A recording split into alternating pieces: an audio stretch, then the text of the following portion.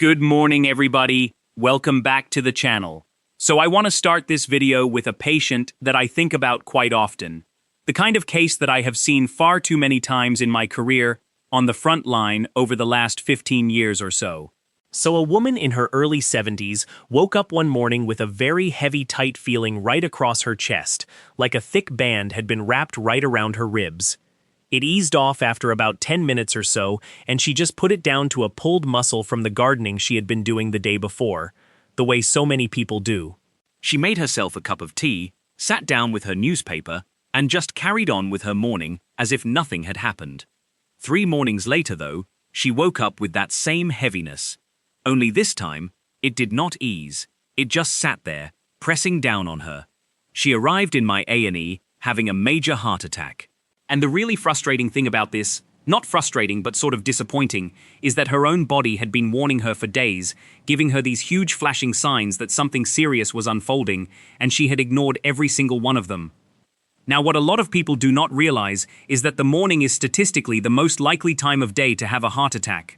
The research from the National Institutes of Health and from multiple cardiovascular studies over the last 2 decades shows very clearly that the window between about 6 in the morning and noon is when your heart is most vulnerable, and there are 2 big reasons for it. The first is that your blood is naturally a bit thicker in the morning, a bit more viscous and stickier after a full night without any fluid intake, because you have been breathing out water vapor while you sleep, you have been sweating a little, and you have gone 8 hours or so without a drink, so you wake up mildly dehydrated, and that thicker blood is more prone to clotting. And the second reason is the moment you wake up and you swing your legs out of bed and stand up onto your feet, your body sends your blood pressure surging upwards to deal with the sudden demand of needing to perfuse your brain and your organs against gravity. So you have got rising blood pressure, faster heart rate, and stickier blood all landing together in the first hour of your day. And that combination is exactly why heart attacks and strokes and dangerous heart rhythms cluster in those early morning hours. Now, a heart attack is far from the only thing to be aware of first thing in the morning, and that is really what this video is about. It is about educating you, making you aware of the signs to look out for, so you know what they actually mean and what to do if you ever experience them. My name is Dr. Michael Carter. I am an emergency medicine doctor if you have not already guessed that. And in more than 15 years working on the front line in the emergency department, I have learned which morning symptoms are worth watching and paying attention to, and which ones mean you need to act really fast. So I am going to take you through 4 morning signs and symptoms that your heart might be quietly struggling with. We will go through them in order, from the least concerning all the way through to the most concerning, with exactly what you should do at each stage. And as always, if you learn something from today's video, then please help me out by subscribing to the channel, liking the video as well, and also giving it a hype. It really does help the channel reach more people who might need to hear this. So let me start by quickly explaining why the morning is such a vulnerable time for your heart, because everything else we talk about later on really kind of leads on from this. So when you sleep, your body winds right down. Your blood pressure dips to its lowest level of the day, your heart rate slows, and your heart gets a proper rest overnight. But in the hour or so around the time you wake up, everything in your body fires up at once, including your stress hormones, which are cortisol and adrenaline, and they surge to get you going for the day. And they push your blood pressure up pretty sharply, often by something like 10 to 20 points within that first hour, and then even more again in the first few minutes after you actually stand up. At the same time, like I mentioned a moment ago, your blood is naturally stickier and a bit thicker in the morning because you have gone all night without a drink. So you have got rising blood pressure, a faster heart rate, and stickier blood all landing together as soon as your alarm goes off. And that combination is exactly why heart attacks and strokes and dangerous heart rhythms are most common in the early part of the day. This is the pattern we see again and again in the emergency department every single week. So if your heart has any kind of hidden weakness, the early morning is precisely when it is most likely to show itself, and that is exactly why this whole video is aimed at these morning symptoms. So let me take you through those 4 signs then, starting with the least concerning of them. So the first sign, and the least alarming one on this list, is feeling absolutely exhausted even after what should have been a full night's sleep in bed, especially if it comes on alongside loud snoring overnight, or your partner has noticed that you wake up gasping and you actually stop breathing for a few seconds at a time, fairly regularly through the night. This pattern could well point to a condition called obstructive sleep apnea, and this is where your airway keeps partially or fully collapsing through the night, and your oxygen levels as a result dip frequently, down and up, again and again while you are trying to sleep. And every single one of those dips makes your heart work harder in that moment and pushes your blood pressure up. So over months and years, this puts a real and measurable strain on the heart, and the research is now very clear that untreated obstructive sleep apnea increases the risk of high blood pressure, of irregular heart rhythms like atrial fibrillation, of heart attacks by around 30%, and of heart failure by something close to 140%. Those are not small numbers. So if any of that sounds familiar to you, what should you actually do about it? Well, obviously this is not something you need to ring an ambulance for. You do not need to be racing into A&E at 3 in the morning. But I would not ignore it either. I would still book a routine appointment with your GP and ask about a sleep assessment, because a proper diagnosis and the right treatment, which for most people is something like a CPAP machine that gently holds your airway open overnight, can really protect your heart enormously over the years. But while you are waiting for that appointment, because in the UK we know it might be several weeks before you can get that sleep assessment done, you want to start working on the basics that genuinely help this condition in their own right. Which means things like losing a bit of weight if you are carrying extra, sleeping on your side rather than on your back, because when you are flat on your back, all that soft tissue around your neck can press down on your airway and make the collapse worse, so lying on your side eases that pressure a bit. But probably the single biggest one, particularly here in the UK, is cutting back on alcohol, especially around the time you go to bed.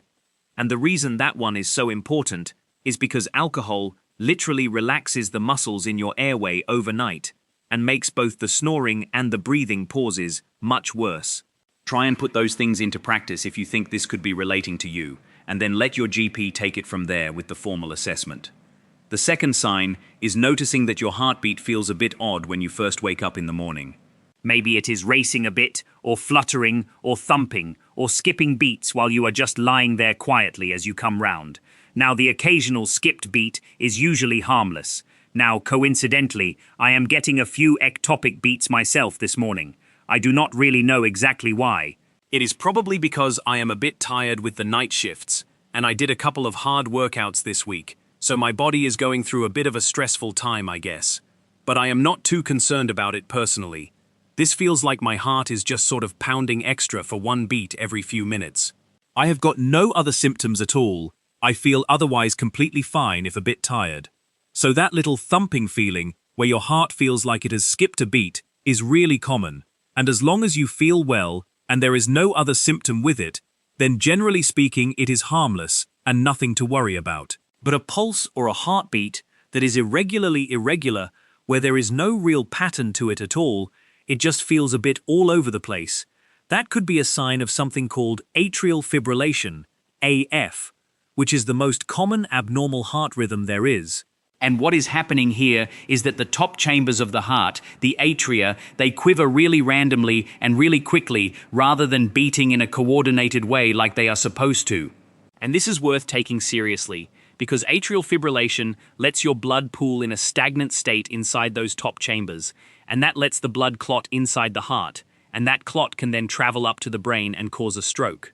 In fact, atrial fibrillation is now thought to cause something like 1 in every 5 strokes that we see in the UK, which is a huge number of strokes every year that are directly preventable if we know the AF is there. So here is what you want to do. We want to take about 30 seconds when you wake up, while you are still lying in bed, to feel your pulse at your wrist, the radial artery, and just pay attention to whether the rhythm is steady like a clock ticking, or whether it is jumping around with no pattern at all. If it is irregular just now and then, coming and going every so often, and you otherwise feel well, no breathlessness, no chest pain, no odd feelings, no lightheadedness, then that is something your GP can deal with. So just book a routine appointment for that one, and what they will do is arrange an ECG, a tracing of your heart, and some basic blood tests as well. But if your heart is racing, or your heartbeat is irregular and it simply will not settle, or you feel faint or unwell, or you have any sort of chest symptoms at all with it, then you do not want to wait for that GP appointment. You want to be calling an ambulance, really. You want to be calling 999. And the final thing to mention on this one is that these days you can get a smartwatch quite cheaply. An Apple Watch, a Fitbit, a Google Watch, several others, which will keep an eye on your heart rate and your heart rhythm as well. And some of them are genuinely quite good at detecting atrial fibrillation. They cannot do a full medical-grade ECG, obviously just by sitting on your wrist. But if this is something that happens to you fairly regularly, then a smartwatch can quietly keep an eye on it and alert you when your heart goes into an odd rhythm, so you can show that recording to your doctor. The most important thing, though, is the same rule as before. If you feel unwell with any of it, just call an ambulance. Do not wait. The third sign is a bit more serious now, and it is waking up genuinely unable to catch your breath. Now there are two different patterns here, and we have clinical names for both of them, so let me explain. The first one is what we call orthopnoea, which is just the medical term for breathlessness when you lie flat. So you find that you simply cannot lie down properly anymore without feeling short of breath. So bit by bit, over weeks or months, you have started propping yourself up on more and more pillows just to be able to sleep through the night. And what we do find is that sometimes people end up sleeping upright in a chair for years before they ever even mention it to a doctor, because they have just adapted their life around the symptom without ever thinking about what it means. So if this is you, if you get breathless the moment you lie flat, or you need a few more pillows than you did 6 months ago just to be able to breathe comfortably, we have got to be paying proper attention to this. The second pattern is called paroxysmal nocturnal dyspnea, PND for short, and that essentially means sudden breathlessness at night. This is where you wake up a couple of hours into being asleep, gasping for air with a really frightening feeling of suffocation that forces you to sit bolt upright and sometimes throw open the curtains or fling open a window just to feel like you can breathe again. Now let me explain exactly what is going on here, because this one really is not to be ignored.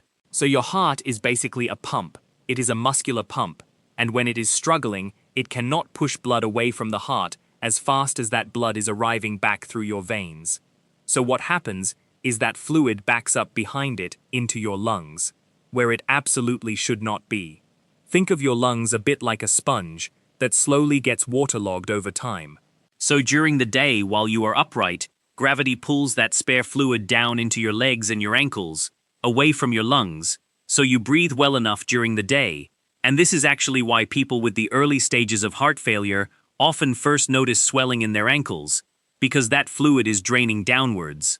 But the moment you lie flat, gravity stops holding it there, and all of that fluid then drains out of your legs and floods back towards your chest. Now a healthy heart would simply pump it straight on through, no problem. But a struggling heart cannot do that, so it pulls all of that water, all of that fluid, into your lungs. Your sponge. Your lungs then become soggy and heavy, and you genuinely feel like you are slowly drowning, because the more water that is sitting in your lungs, the less space there is for oxygen to get in, and that is exactly why sitting up really helps in the moment, because it lets gravity pull that fluid back down out of your lungs again. So these are the classic warning signs of what we call heart failure, where the heart cannot pump strongly enough to keep up with what the body needs. These are not symptoms to ignore, and they are definitely not symptoms to just keep an eye on over the next few months. So here is what to do if any of those symptoms apply to you. If you are regularly waking up feeling out of breath, or you need more pillows just to breathe comfortably at night, you need to be seeing a doctor pretty soon, within days rather than weeks. And if you ever wake up with sudden severe breathlessness that is not getting better, especially if it is with chest pain or a blue tinge to your lips or your fingers, then you have got to treat that as an emergency and call 999 straight away. Now the fourth sign is the most serious one out of all of them, and it is any new chest tightness, or chest pressure, or chest pain in the morning, particularly when you first start moving around, like getting washed, getting dressed, walking up the stairs. Now people often describe this as a heaviness, or like a tight band around their chest, or a heavy weight pressing down on the chest literally, as if an elephant is sitting on them, rather than a sharp stabbing pain that comes and goes. Now, this sort of pain can spread outwards from the chest into one or both arms, into the neck, into the jaw, or into the back as well, and it often comes on with sweating, feeling really sick, and breathlessness at the same time. Now, when it comes on with effort like walking up a hill, and then it eases off when you rest, this is what we call stable angina, which is a warning that your heart muscle is not getting all the blood that it needs, because there is a narrowing or blockage somewhere in the arteries supplying it. But when these pains come on and they simply do not ease, or they come on at rest and they do not ease at all, then this is what we call a heart attack, which is precisely what happened to the woman I told you about at the start of this video. So this is the one sign where you absolutely should not be sitting at home, watching and waiting. If you get any new chest pain that lasts more than a few minutes, or pain that is worse than anything you have ever had before, then just call an ambulance.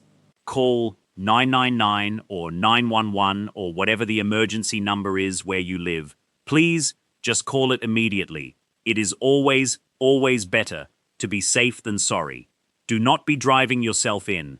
Do not be waiting for a friend or a family member to come and pick you up. Just call an ambulance. Because think of the worst case scenario for a moment. Just imagine it genuinely is a heart attack, and you have waited half an hour at home. That is an extra 30 minutes of your heart muscle dying, and that muscle will never grow back, I promise you. Every single minute counts with a heart attack. And an extra 30 minutes, or an extra 60 minutes, could genuinely be the difference between surviving that heart attack and going on to live to a ripe old age of 90, or not surviving it, and that being your final day. It sounds so morbid to put it that way, but at least you have got all of this information now, and you know exactly what to do. So those are the 4 morning signs to be aware of. Remember, the vast majority of morning aches and pains are completely harmless, and the point of this video was never to frighten you. The whole point was to help you tell the difference between what can safely wait and what absolutely cannot wait. The simple rule I keep in my own head is this: so persistent tiredness that comes with heavy snoring, or an irregular pulse that comes and goes and leaves you feeling otherwise fine, usually means book a GP appointment and start working on the daily habits in the meantime. Breathlessness that is slowly building up over weeks means see a doctor within a couple of days if you can. And sudden severe breathlessness, or a pulse that simply will not settle, or any sort of new chest symptoms at all, that means call an ambulance without any hesitation. And please, please, please, never feel like you are being a nuisance or wasting our time by coming into hospital and getting your heart properly checked, because in all of my time working in the emergency room, I have never, ever once thought less of somebody for coming in. I have only ever wished that somebody had come in sooner. So always think of the worst case scenario, particularly if you are over the age of 50, and just always do the sensible thing and get it checked out. Thank you so much for watching all the way to the end.